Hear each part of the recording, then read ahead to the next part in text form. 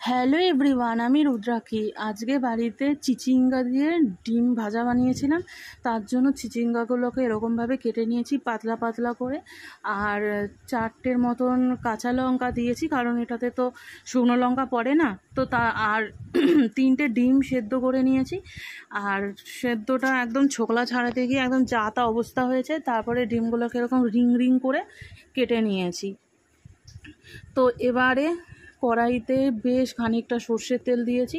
সর্ষের তেলটা গরম হওয়ার জন্য একদম ভালো মতন করে গরম হবে, না হলে কিন্তু কাঁচা গন্ধ বেরোবে। তো হয়ে যাওয়ার পর এবার ডিমগুলো দিয়ে দিয়েছি। এবার ডিমটাকে একটু ভালো মতন করে ভেজে নেব। ডিম দিলে না তেল আর দেখা যায় না, পুরো ফেনা হয়ে যায় কুসুমের জন্য। সেই জন্য আমি ডিমগুলোকে তাড়াতাড়ি করে ভেজে তুলে নিয়ে ওই তেলের মধ্যেই চিচিঙ্গাটা আর কাঁচা লঙ্কা, তার মধ্যে নুন আর হলুদ একসাথে করে দিয়ে তারপরে এটাকে ভালো মতন করে একটু নাড়াচাড়া করে ভেজে নেব। আর ঢাকা দিয়ে ভাজছিলাম বলে একটু তাড়াতাড়ি হচ্ছিল। দেখো কত চিচিঙ্গা ছিল, এরা নেমে কোথায় এসেছে। তো কিছু কিছু ডিমের কুসুম রয়ে গেছিলো ফেনার মধ্যে থেকে, ভালো করে তো দেখা যায় না, ভালো করে আমি তাই জন্য তুলতে পারিনি। কিছু কিছু রয়ে গেছিলো, সেগুলোর জন্য একটু ফেনা ফেনা লাগছে। আর যেহেতু ডিম ভেজেছিলাম সেই জন্য। তো এবার ভালো মতন করে নাড়াচাড়া করে নিচ্ছি। আর এটা না খুব সুন্দর করে ভাজতে হয়, একদম ভালো মতন করে, না হলে খেতে ভালো লাগে না।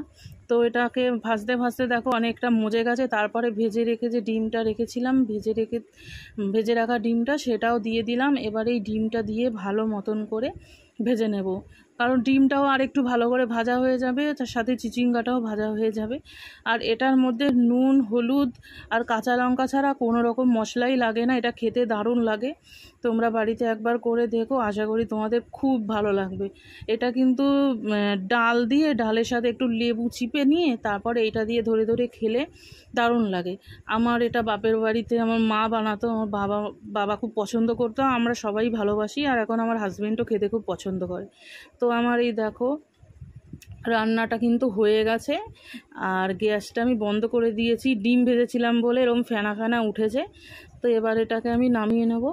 তো তোমরাও এরকমভাবে বাড়িতে বানাতে পারো, বানিয়ে একবার খেয়ে দেখতে পারো। আশা করি তোমাদেরও ভালো লাগবে। আর যদি ভালো লেগে থাকে তাহলে আমার ভিডিওটি শেয়ার করে দিও।